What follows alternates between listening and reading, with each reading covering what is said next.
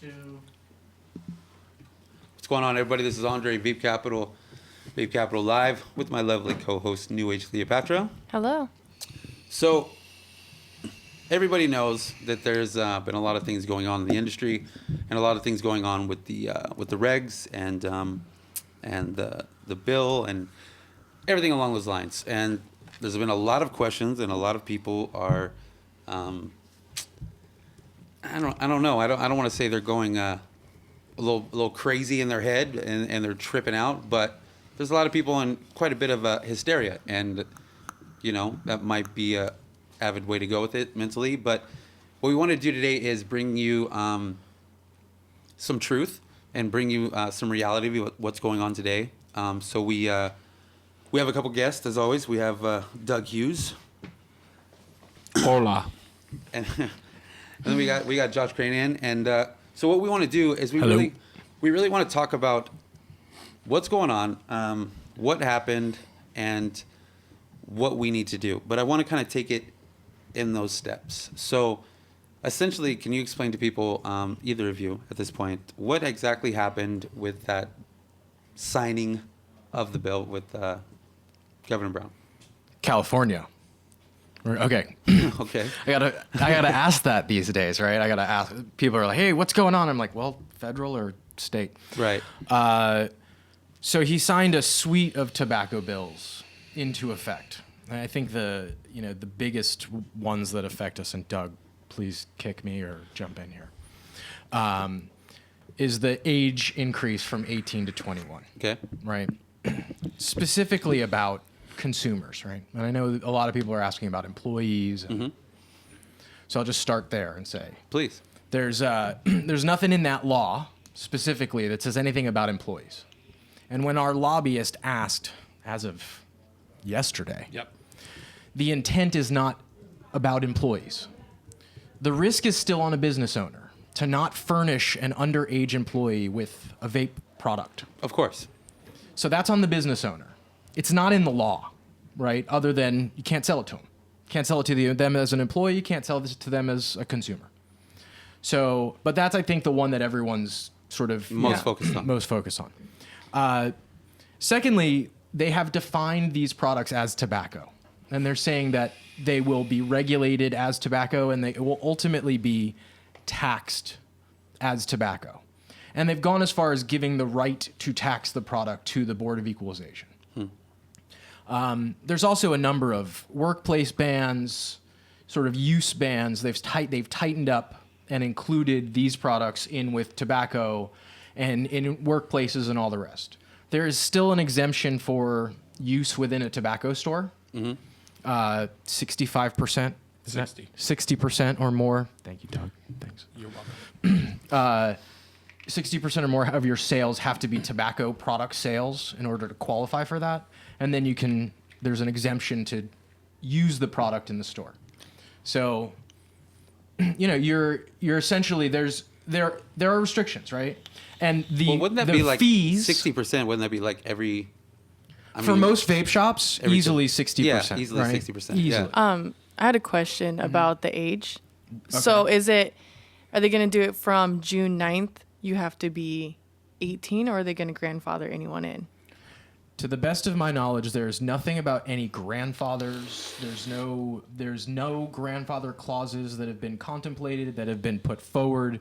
There's no language whatsoever that says anything other than 21 with the exception of active military duty.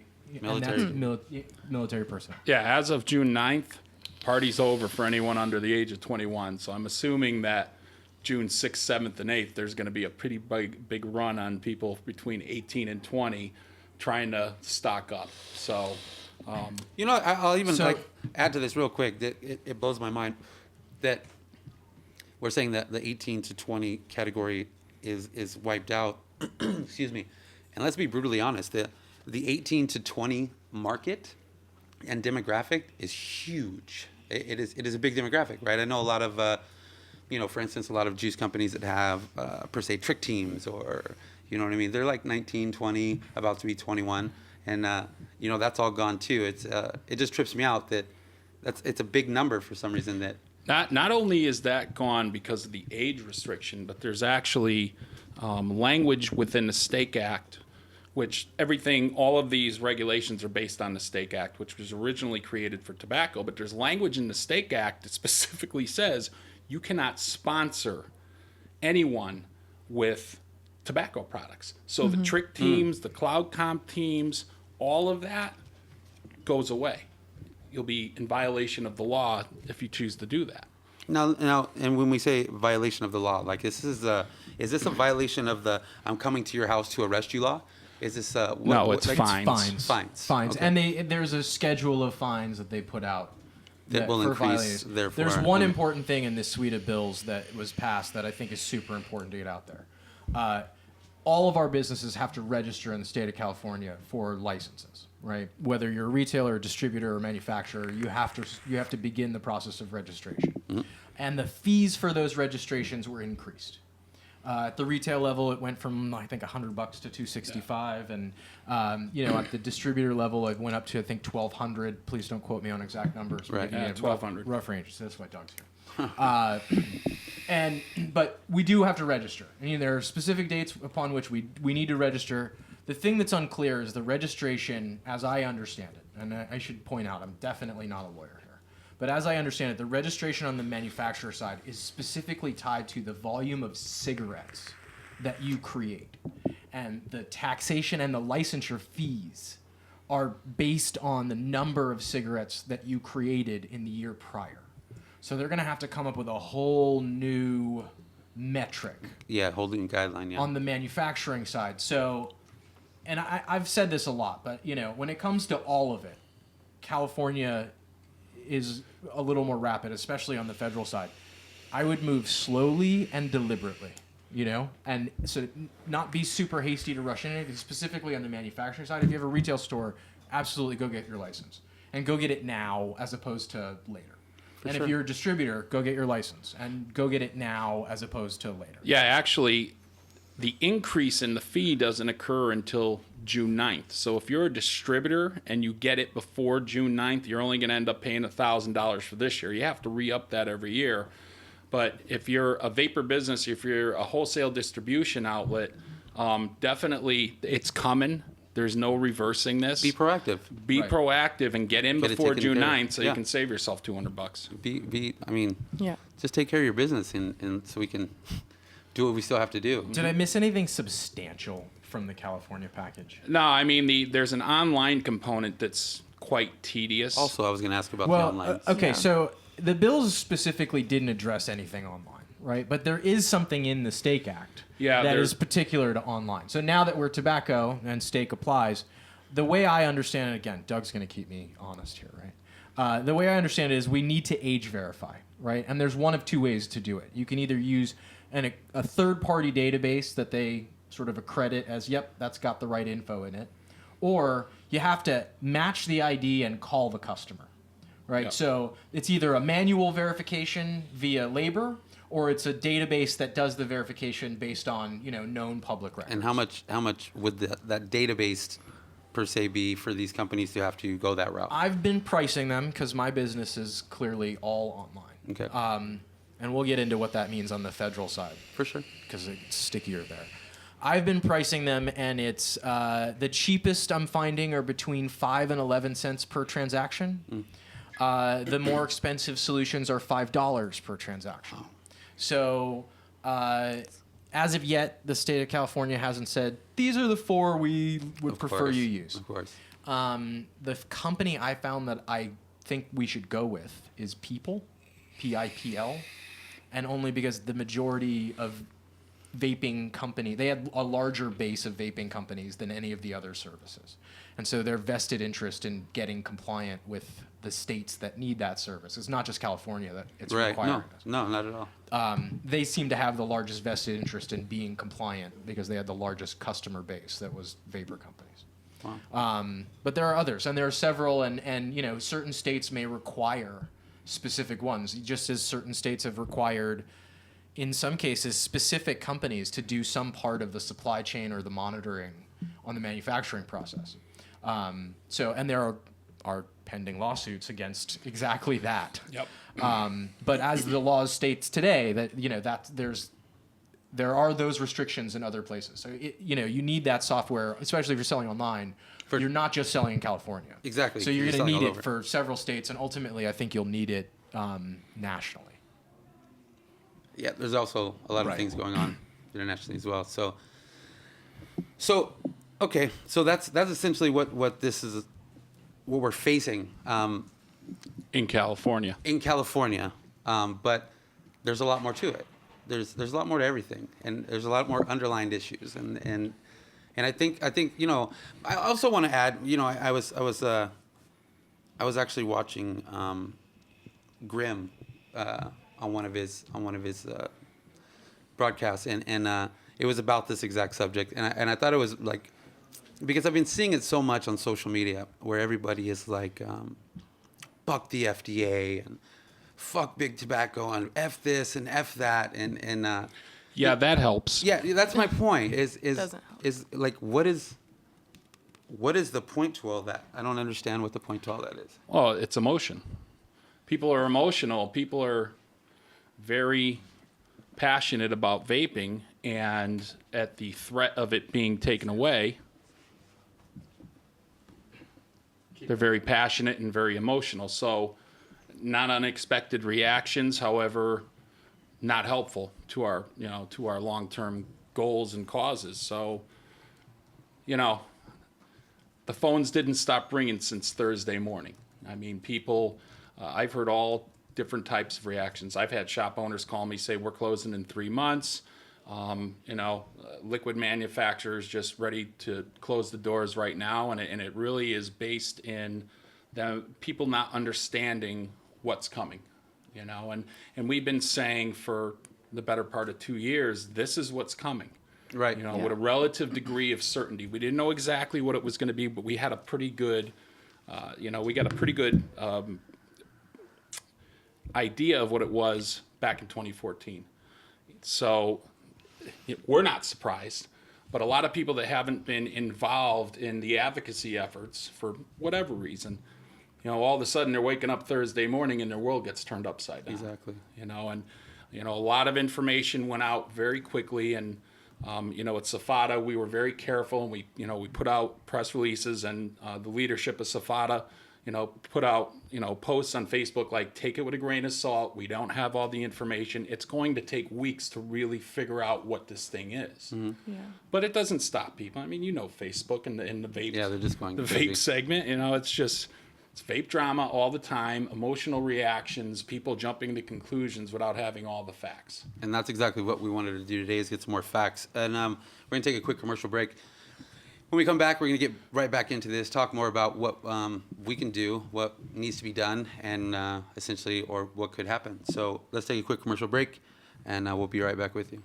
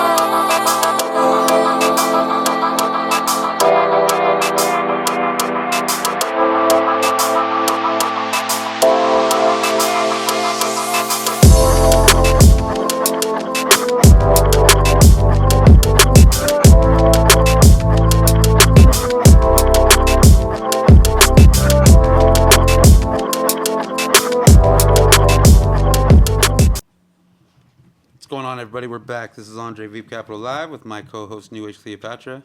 Hello. And we're going to dive back into this, but I also wanted to just, because we were just looking at the comments from the YouTube right now, and JD, the Irish Hammer out in Jersey, JD was saying that Monday they're going to find out if they're going to pass where they cannot have any flavor in their e-liquid. Yeah, that is Jersey. I mean, is quickly joining the ranks as the most oppressive state when it comes to vaping. I mean, they've tried. They've already had their public ban. Everybody knows what happened at that show in Jersey, and the one thing that, as a trade association, we're on guard for right now is that with the finalization of the deeming regs, it now gives states some additional ammunition to make more burdensome regulations and unreasonable regulations. And we have a reasonable expectation that even California, after they passed all these bills, that next year in the next cycle, you could pretty much bet that they're going to use the framework of the deeming regs to come out with even stricter guidelines, more stricter bills. And, that's why it's very important that we continue to do the work that we're doing. I mean, the fight isn't over yet. No, I think this is truly the beginning of the actual fight. Yeah. Yeah. And we got a black eye on the first swing. Two Right. black eyes. So I wanted to ask also about the confusion or up in the air discussion about our devices and that date in which I don't even know the question to ask about, but we all understand what path I'm trying to go on this. What's going to happen to our devices and what we use on a daily basis? Okay, so on the federal level, right? Okay. Everything in your hand with the intent to vaporize a product that contains tobacco, nicotine, is a tobacco product. Okay. As it stands. What was specifically not included was lanyards Yay. and screwdrivers, right? Everything else that comes in a tank, a mod, is considered to be a tobacco product. Drip tips. Drip tips. Everything that was in your hand Wow. is a tobacco product. Including the battery? Battery and the cotton and the wire. Including the battery. Wow. Jesus. Including the battery. It's considered a component. And the Would that be the same as a lighter to a cigarette? it's basically, if it is a component of a device that is used to vaporize nicotine, to consume nicotine through inhaling, it is a tobacco product. And the only thing that really has exemptions are accessories, the lanyards. Outside of that, there's really not a lot. The accessories designation was actually more designed for hookah and cigar. Snippers, the tongs you use in the hookah, stuff like that. So a lot of people have been asking, well, accessories, is a battery an accessory? No, it's a component. Yeah, it's a component. Wow. So, and as far as when, right? Essentially, as of the date of enactment, right? So, what, August August 9th. 9th. So, and at that point, there's also supposedly a freeze of new products on the market. How that will be enforced is completely beyond me. Pointed enforcement. How is that even reality, Wow. though? I mean, let's be honest. How is that truly reality with so many? It'll be people selling mods out of the back of their trunk. Here's what's going to happen. There's going to be a huge black market. Vape shops. What are vape shops going to do with no new product? They're going to say, how are those same old products going to be able to? You're going to follow the rules, right? Which Right. is, as a SFATA member, my perspective needs to be there's a way to comply, right? I'm not here to help people find loopholes. Of course. So I want to make sure that 100%. that's my perspective. Uh-huh. But you still have all of the products that were on the market prior to that date to continue to sell For 2 years. for 2 years. And then what? And then enforcement really supposedly kicks in. That's where it gets crazy. But we won't know till we're there, right? So I can't, I can't course. read the tea leaves for you now Yeah, and no, tell you how I- it all is I going to totally go down. understand. And that's assuming that, I mean, look, the first lawsuit against the federal government was levied today. There will be others, I'm sure. Many. Lots. So who knows what that does to timelines? Who knows if injunctions are granted or not granted? Who knows? And then there is also the compliance route, which I'm here to also share and spread. Not necessarily compliance, but there's a way to work within government to try and get change made, right? And that would be the appropriations rider that Senator Cole has put forth, the same language that used to be HR 2058. HR 2058 is a standalone bill I personally do not believe will pass, right? I know there's a lot of people pushing that. We really have to get behind the language that's in the appropriations rider. It's the same language, right? It's the same language, it's the same sponsor, it's just now been placed into a vehicle that will actually get voted on. Right. So we need to keep telling everyone to vote for that and to keep it in and to, not support any efforts to strip it out, because that can still come, and, that happens in politics. That's a legitimate route to changing the predicate date, which would change all of this. So there's several ways that this could change, right? Litigation could change this and certainly delay all of it. We'll see. At least hope to delay. It will depend. I assume that one of these parties that's going to, sue will ask for an injunction, right? Seems like a logical. I'm not a lawyer. I played one on TV once, but it seems like a logical thing to do. And if an injunction's granted, then could be a delay. Or there could be pressure from a new administration to delay things. There's all kinds of, lawsuits could potentially gum things up, especially given the number of them that I just have heard about in the last 72 hours, right? There should be quite a few. I wouldn't doubt it.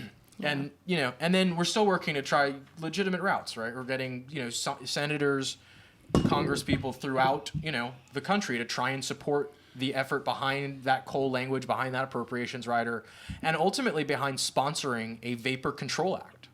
And what would that entail?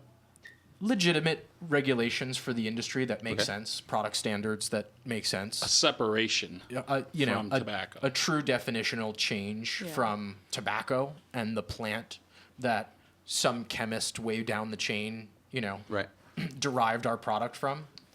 So it would help us to stand alone and help us to have a voice in how we are regulated and ultimately how we're taxed and all the rest. There's one major concession that, is huge, but it's tiny compared to everything else in the FDA, and it's the lack of user fees for these products. The tobacco manufacturers and their user fees are massive. And user fees are? Ultimately, they're sin taxes, right? It's the way for the FDA to make it ridiculously expensive to be a tobacco manufacturer. Am I wrong yet? No, but you're leaving. I want to fill in some. Fill of in the some voids. gas, please. I felt you. I kind of want to piggyback on what he was saying before. You asked about the devices, and just real quickly, basically what's going to happen is because the predicate date is 2007, February 2007, the only product that will be exempt from having to go through FDA approval are any products that were sold prior to February 2007. I think it's February 16th. Every single product, and there's only been one product identified to have been on the market before February 2007, and that's the huge problem with the predicate date. Every single product that has come out since then has to go through an approval process with the FDA. Now, in 90 days, when the deeming reg becomes final and is implemented, what happens next is they put a 90-day freeze from that date where nothing new can come onto the market. So no new hype juices, no new devices, nothing. It's kind of a silent period. And what it's designed to do is to give people an opportunity to start getting ready for this approval process, which they call a pre-market tobacco application, tobacco product application. The problem with this method is that it is extremely expensive. Upwards of $1 million per SKU The estimates are anywhere from $500,000 up to multi-million dollars per SKU. And let me just jump in on that, right? So, because I get a lot of questions about this one, right? It's not a fee that the FDA is charging. Like, No. give us $1 million, right? It's a process of certification of the product. Wow. Right? It's a process of analysis and qualification and certification by third parties, right? And it's labor and man hours. Just like if you were building a house and you had a whole bunch of contractors that were showing up. It's the same kind of thing. You need your scientists and your lawyers and, you have to basically lay out, here's the entire sort of scientific profile of this product. Here's the impact that we believe that it will have, right? You have to sort of do all of the scientific testing. You have to document it in a very rigorous legal process. There's a lot of lawyer fees involved. They estimate the man hours to be somewhere around 1,500 man hours for a PMTA. Wow. Right? So just to check out my Addy. Yeah. Yep. Because it needs to be... To analyze my drip tip. Well, they need to know how your Addy performs with different wire types, right? That they're also planning to approve. They'll need to know how it performs with different wicking materials. They'll need to know how it operates at different voltages. They'll need to know how it operates at different wattages. They'll need to know how it operates on different devices. If it's incompatible with other devices. Wow. It's a process. It costs a lot of money to get all of those validations and those certifications, and it's a lot of man hours. So... Wow. They estimate that at a man-hour rate. What did the FDA quote their rate at? Was it 30 an hour? Please don't quote me on that. I don't know that offhand. If he doesn't know, then it could possibly be very wrong. But at a low number, right? The reality is some of these scientific professionals and these legal professionals charge hundreds of dollars an hour, and so that's where it goes from the FDA's estimate of somewhere around 300 plus grand to Doug's million, right? The reality of it is that recent PMTAs that have gone through the process have cost anywhere between $1 million and $10 million, depending on the product. Wow. That's crazy. And how many of those PMTAs have been approved since 2007? You see, you're the numbers guy today, Doug. So I'm going to say one. One. Yep, I got it right. One.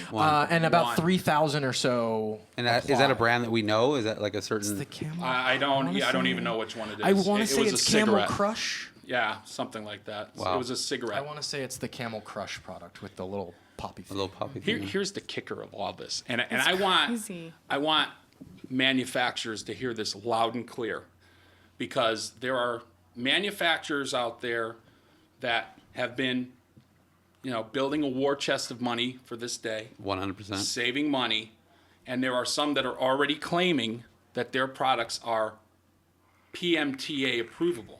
Okay. And here's the kicker. So Chewy Clouds, all right? We've got 3 flavors, 3 nicotine levels and 0, all right? So ultimately we'd have to do about 9 SKUs. And let's just say it's $1 million a SKU.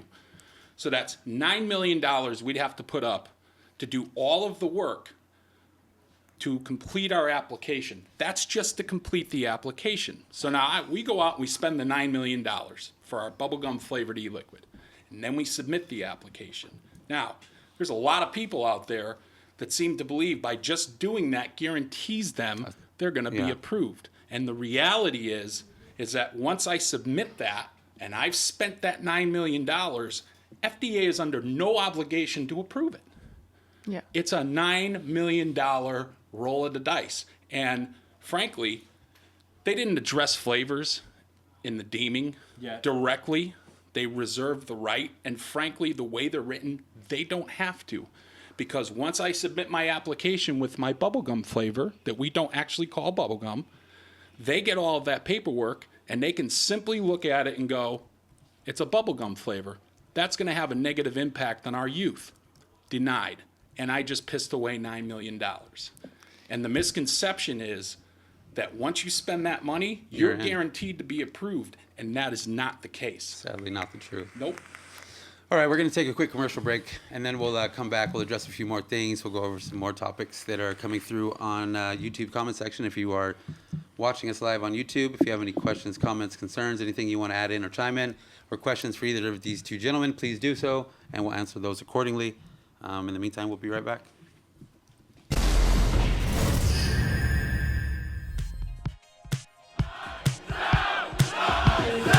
Welcome to San Antonio VapCon.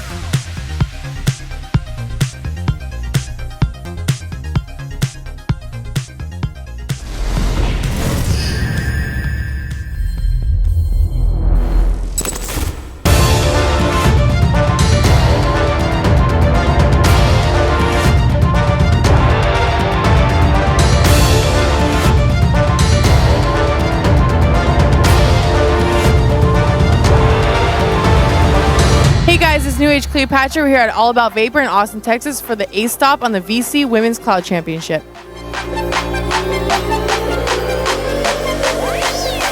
Swirl.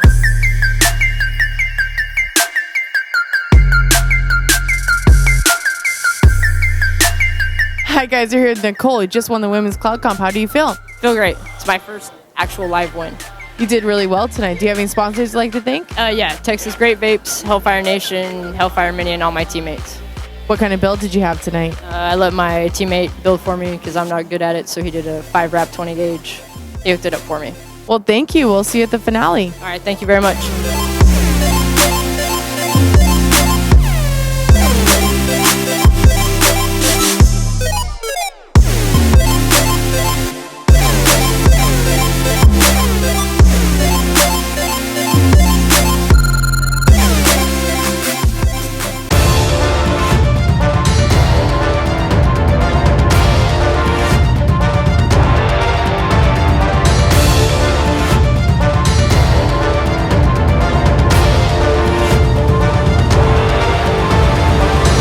New Age Cleopatra here at All About Vapor in Austin, Texas for the A stop on the VC Tricks Championship.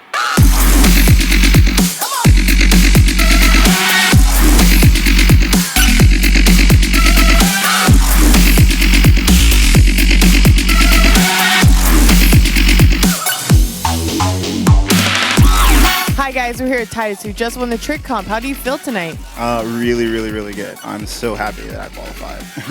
You did really well tonight. Do you have any sponsors you'd like to thank? Definitely. I definitely want to thank Silver Fox Elixirs, Vapematic, Mason Jar Juice, and Royal Wires. Awesome. We'll see you at the finale. Congratulations. Thank you.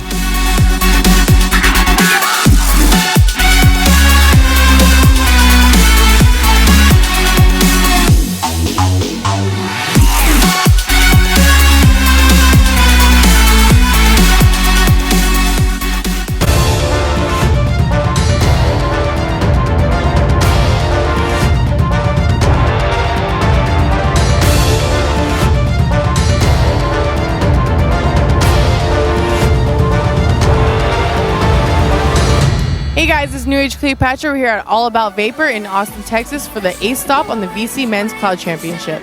Dreams, I swear I'll always love you. You know that place between us, sleeping boy, where you can still remember dreams. I swear I'll always love you, and that's where I'll be waiting.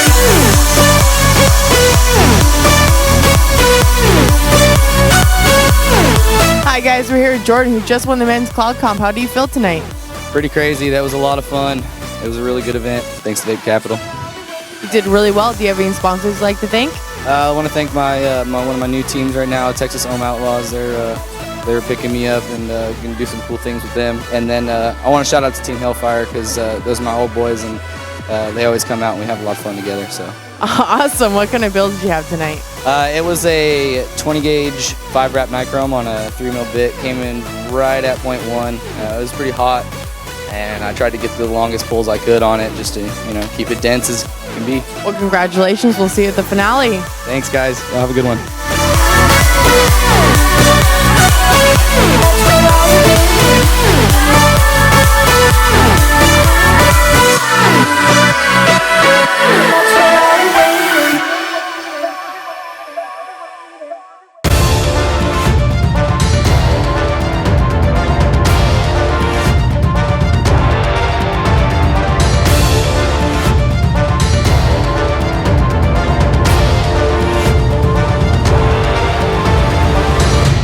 New Age Cleopatra at Craving Vapor in Austin, Texas for the 9th stop on the VC Women's Cloud Championship. Yeah,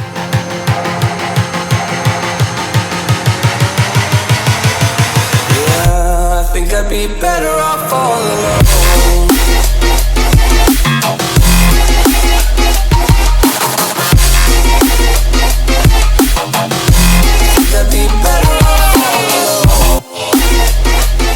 Hi guys, we're here with Liz, who just won the Women's Cloud Comp. How are you feeling about winning?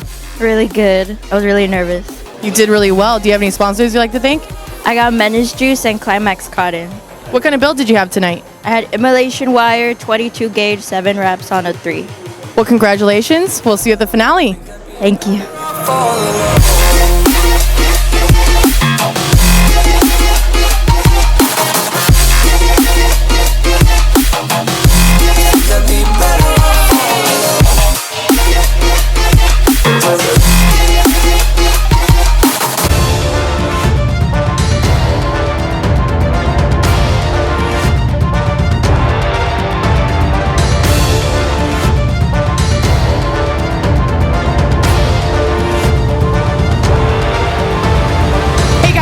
Cleopatra. We are at Craving Vapor in Austin, Texas, on the 9th stop for the VC Trick Championship.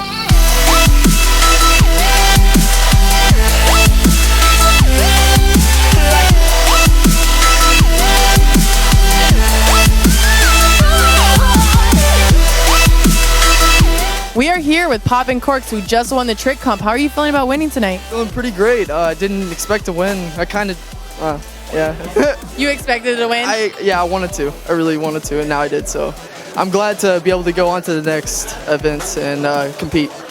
You did really well tonight. Do you have any sponsors you'd like to thank? Liquid FX, Flawless Vape Shop, Native Wicks, Hot Wires, and Crispy Caps. That'll be it, yeah. So thank you to all of them. They really showed some really good support to me and throughout my journey on vaping and everything. So thank you. Well, congratulations. We'll see you at the finale. Will do. Thank you so much.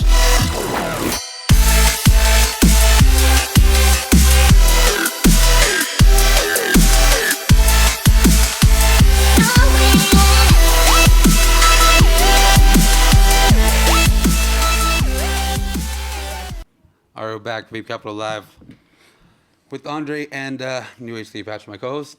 Hello. So there's been quite a few people.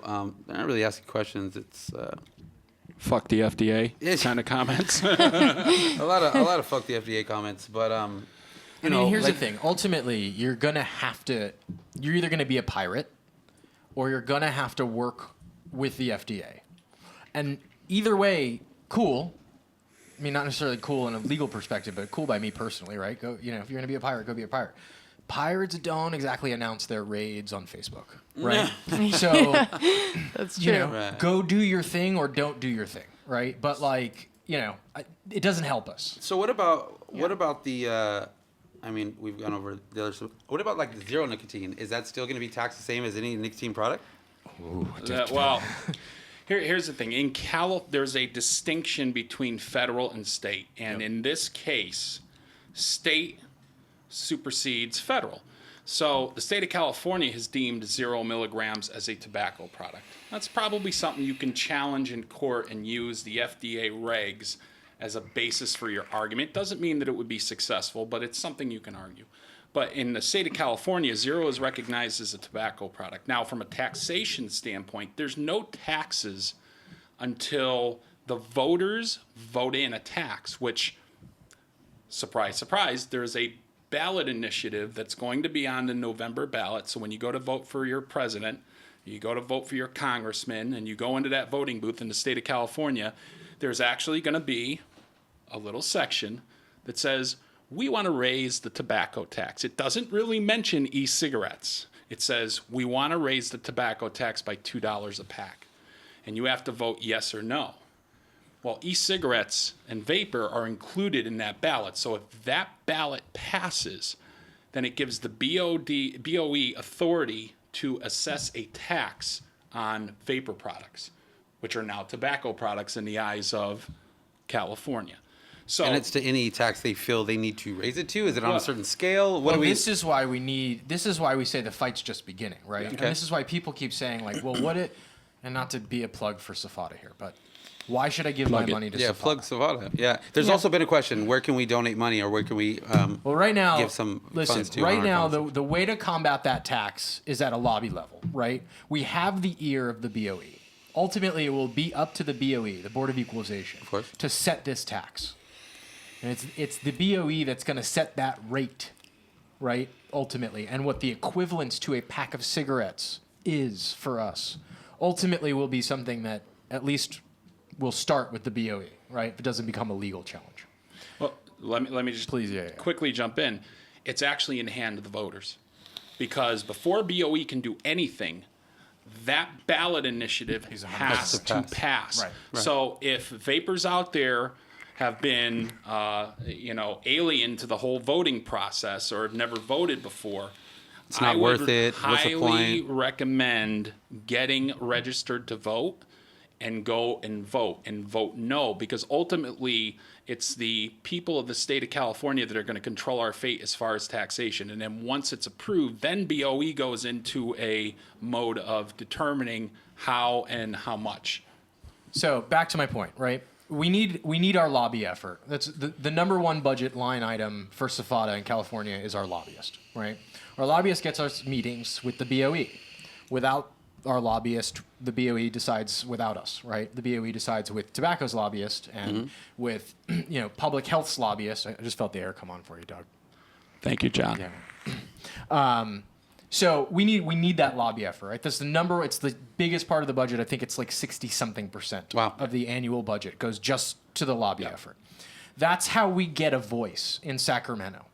Every bit of motion and movement and victory that we've had in California has come from having a lobby effort, and then the number 2 budget item, and it'll bring us to like 90% of SFATA's budget, is the PR effort that goes behind publicizing what we get done with the lobbyist. And the PR effort is actually critical this year because we need to be able to get our message out to the public about the damage that this tax could have on vapor products. We need more than just vapors to vote this thing down. Of course. Right? Yeah, so PR is critical this year. So if you want to give your money somewhere, that's the first place that I would say is to lobby efforts, right? To the national lobby effort that goes on with SFATA and to the state lobby effort that goes on. And quite frankly, I'd say the state needs it more right now than the national. Now, right? if you are not a business owner or juice manufacturer, mod maker, drip tip manufacturer, whatever, if you're not in the manufacturing side and you are a consumer, can you still donate to SFATA? No, actually, we recommend that the consumers actually donate to CASA. Okay. CASA specifically fights on the behalf of the consumers. And there's actually some guidelines that we're not, as a business-oriented organization, we serve the businesses within the vapor segment. We only solicit business contributions. For sure. We won't go out there and try to get contributions from the consumers. So they would go to CASA.org. Okay.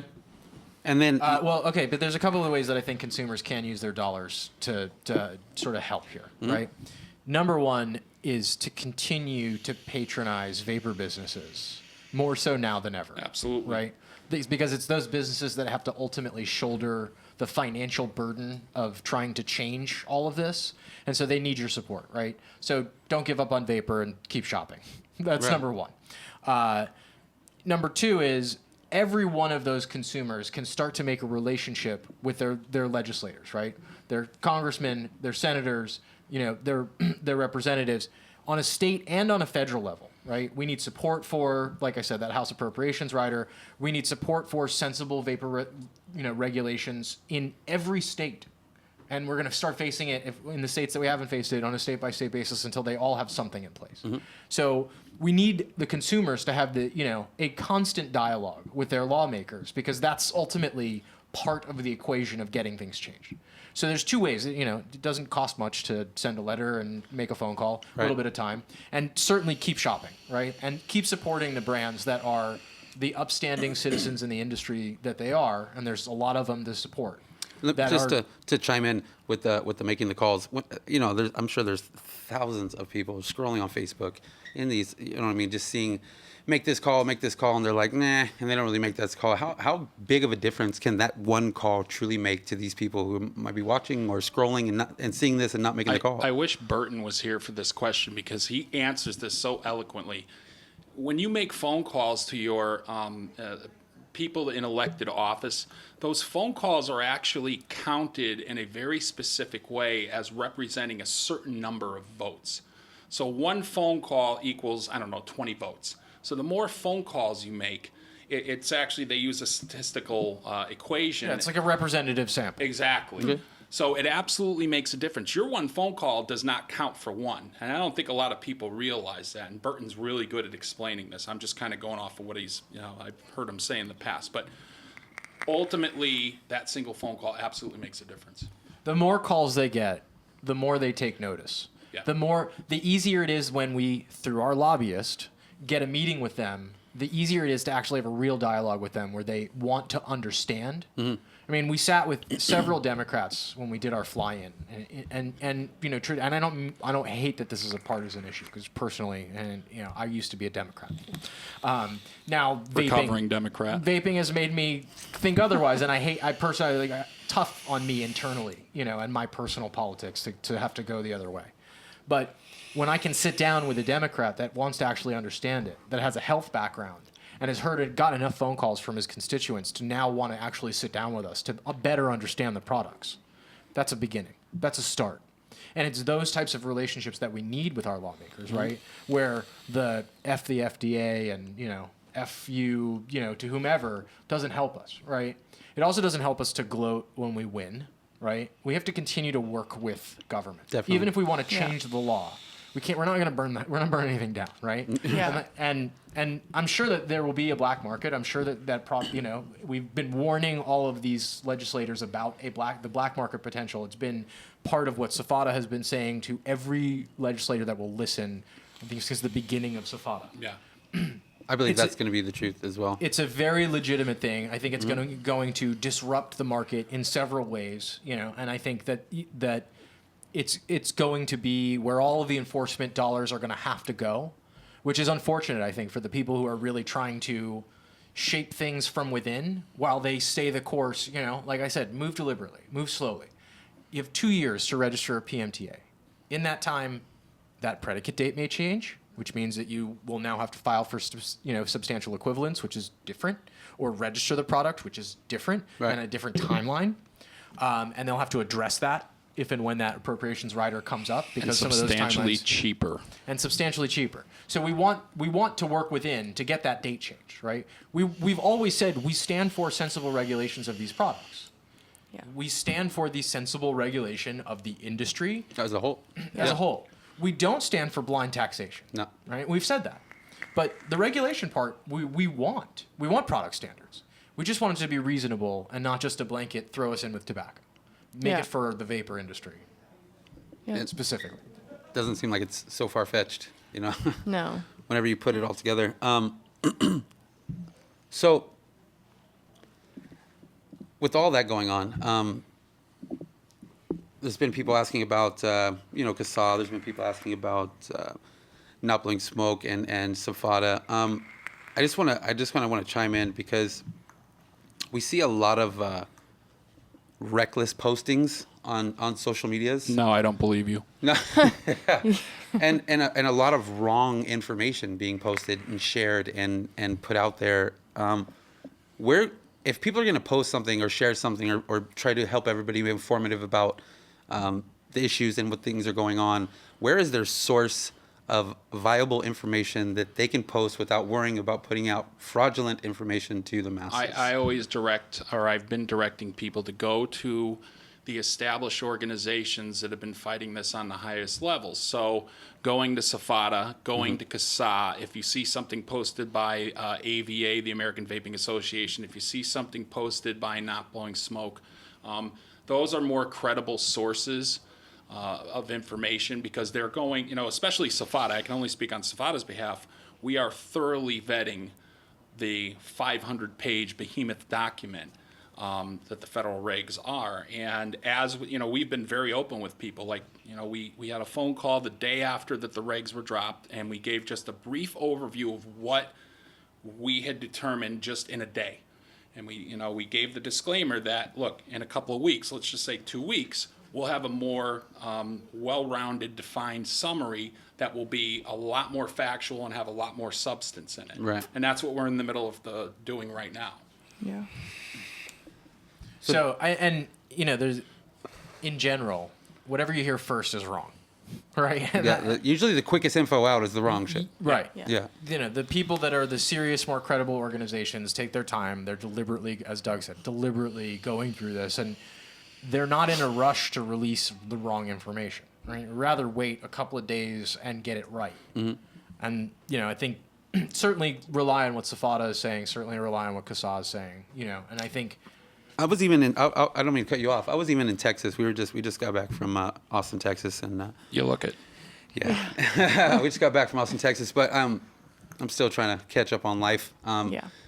But there were some people who were there at one of the stops we were at, and they were looking at one of these articles that had just been posted. And they're like, oh, my God, we got to post this to all of our pages, and we all got to put this up right away. And I started like reading it, and it was about laws that were about another state that they weren't even a part of and had no real knowledge of, and they were just going to post this article. And I'm like, wait, hold on. You know, you should really send that to. I think you should send that to Doug Hughes. Go ahead and send that over to him. Forward that to him. See if it's And I legitimate. got it. You did? Yeah. I was like, forward that to Doug Hughes. See if it's legitimate, because I don't want you to post some shit on your pages for all your companies. 1998, and it actually. And that's my but point. Here's like, the thing. It was from 1998. However, there was useful information in there. It was talking about a court case against the FDA back in 1998 during the tobacco settlement. Okay. And it actually had some useful information, and I took that information and forwarded it on up the ladder up to Cynthia. So that was the correct way to handle it. Read first, post, think first. Yeah. They were like, they were like, oh, we should get that, because they were like, it's so informative. And I'm like, yo, just like, let's see what kind of legitimacy is in this. Send it over to Doug. If there's anything that's coming out, he would know what's going on. Send it over to him before you post it on your pages. And it's like, people are in hysterics. I see it all the time. Too late. Me too. Right. No, and it is too late. And then there's, the people posting all the negative news clips and, the fraudulent, this guy got blown up by this mod clips. And, it just gets old after a while. You know what I mean? It's like Social media is like the main part of this industry too when it comes to spreading news is social media. See, and I know it feels that way, but I really have to disagree. Yeah. The vape shop is. Yeah. Right. You're absolutely right. I think 10% of the consumers are on Facebook. Right. And the rest of those people are walking in and walking out and going on about their day. And they're not in any of these groups, and they're not, they're not on lists for mods, and they're, right. they're not getting, they're not X1ing for anything, right? I think the massive most of those 9 million or so vapors have no idea what's going on Facebook. I think the industry's on Facebook. And I think the influencers are on Facebook. And I think the people that have associated themselves as vapors are on Facebook, right? Our audience here is on Facebook. Mm-hmm. But I think the consumers, the people who are buying top boxes and, and AOs and, and egos and all of the rest, that guy who's trying to quit smoking, that woman who's, two packs a day and a year past it, they're not on Facebook. They have no idea what's going on Facebook in our industry. You know who else is on Facebook? The FDA's been on Facebook. The FDA's been on Twitter. The FDA's been on Instagram. They've been studying our posts for 2 years.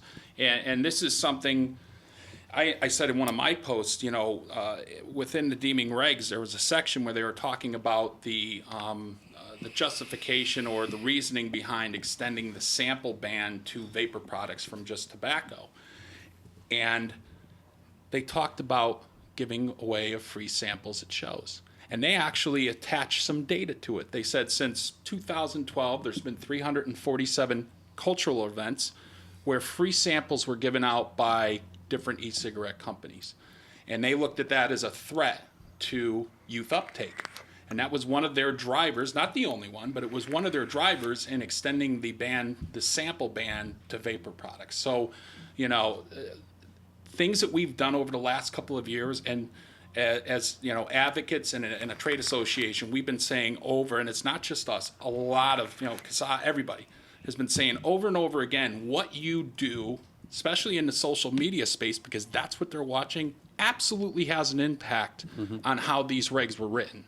And that was evidence right there in black and white on the paper that is in fact true. Wow. We had a hand in some of the demise. You got to understand, to them, right, no one sat around blowing clouds of cigarette smoke saying whose is larger, right? No one sat around handing their cigarettes to each other saying, oh, taste mine, and, mine has a different flavor. Like, it just never happened, right? So to them, they look at that and they go, oh, wait, there's a cultural movement behind this that's going to perpetuate this to the youth. They're trying to stamp that out. Right. Mm-hmm. They don't want vapors. They want people who vape. And they don't want, they ultimately don't want that. But they want people to smoke and die. Right. I mean, look, they made perfect sense. They made it very clear, and it kind of killed me with the changes between what we saw, early on in 2014 and what we actually saw as final. The original said the estimate was somewhere around, we expect an 80% consolidation of the industry, and so then we had 130,000 comments for like, hey, you're going to decimate the industry, and so all they did was update it and say, yep, we're going to decimate the industry. Like they updated it to 90-something%, right? So, they also made it very clear, if you read through all the question and answers and all the comments in that document, that they expect it to be much easier to get a closed system approved than to get an open system approved, right? So all of everything in this room, right, they openly said they don't expect it to be very easy to get that approved. So I think there's a lot for us to stand on in terms of getting it changed and opposing it from a litigation standpoint. I think there's a lot of common sense reasons to get it changed and a vapor control framework to be set up that is actually understanding of what these products do and what they offer to consumers. Mm-hmm. And, so I think there's on the federal level, there's a whole lot of sit back and wait. Right. Because I think where we are today is definitely not where we'll end up. And I think more people need to join the fight. If anybody doesn't know, if you're a manufacturer, if you're a business owner, a juice maker, whatever maker in this industry, and you're not a part of SFATA, there is a meeting this Sunday, right here. Yes, there is. There's a meeting this Sunday at Vape Capital headquarters here in Los Alamitos, California. Starts at 7 p.m. Networking meeting starts at 8 p.m. No, actually, it's starting an hour earlier. Okay. We're actually going to network at 6. Okay. And the meeting's going to start at 7. Cool. Because we expect it to probably run a little long. And I've noticed, and I'm just gonna throw this out there. Whenever something's happening in this industry, and everybody, the manufacturers and the juice makers and the business owners, they come together, and I've seen them here, and they fill the entire studio, and then. As they feel like things are getting better, people start to die down, and then there come 4 people in a room. And I'll be honest, man, I think it's bullshit. So, I'm just telling you now, there is a SFATA meeting this Sunday. It's usually a Sunday a month. Everybody comes together right here at this headquarters, and they talk about the issues and what's going on. And if you want to just sit back on social media and bitch and complain and talk about, oh, woe me, and you're not in this fight and being a part of your industry and your paycheck and your livelihood and what you started vaping for, then I also think that's bullshit. So I think people need to be here 6 o'clock at Vape Capital for SFATA. Get here early so you can get a seat. Yeah, get here early and hear what's going on and open your ears a little bit and put down your phone and realize that we need to be a part of. And if you're not a member, come anyway. Come anyway. Yeah. Come find something out. Learn some information. Be proactive. And maybe we'll give you a couple compelling reasons to become one. Definitely. Yeah, I mean, especially in the last 5 days, I've gotten more phone calls from people that ultimately we've been pursuing to be members, and now they're calling us and go, what do I got to do? What do I got to do? What do I have to do?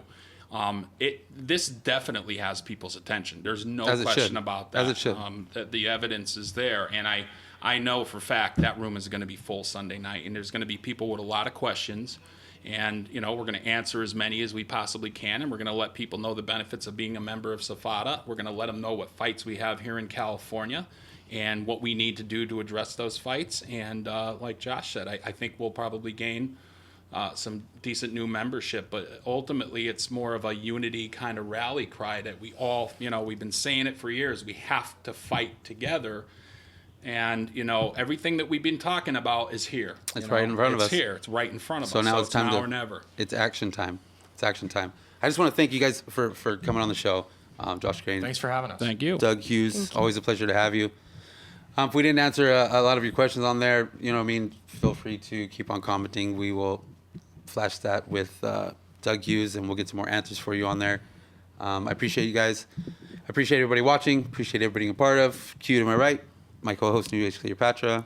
Thank you, guys. We will see everybody next Tuesday, 7 p.m. Same thing. Have some fun. Maybe bring back some more advocacy and learn some more information. So we'll see you guys next week. Peace. Bye.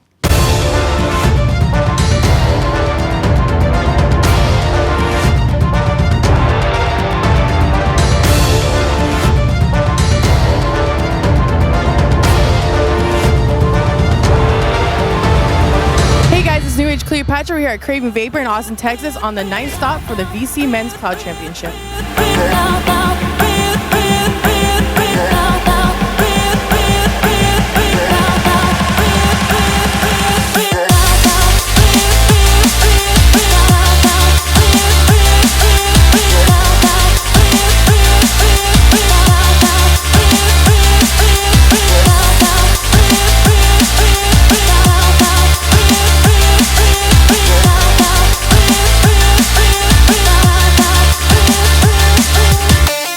We are here with Dom, who just won the Men's Cloud Comp. How do you feel tonight? I feel great. Still in shock. Didn't think I would win, but I just came out here, had fun, and I won. You did. You did really well. Do you have any sponsors you'd like to thank? I'd like to shout out Outlaw Juice. I'd also give a shout out to Vapore Vape Lounge, Evolution Vape, and shout out to Team Evo. Awesome. What kind of build did you have tonight? I had a 20 gauge Anarchist 7 wrap on a 3 mil. Came out to 0.1. Well, congratulations. We'll see you at the finale. All right, thank you.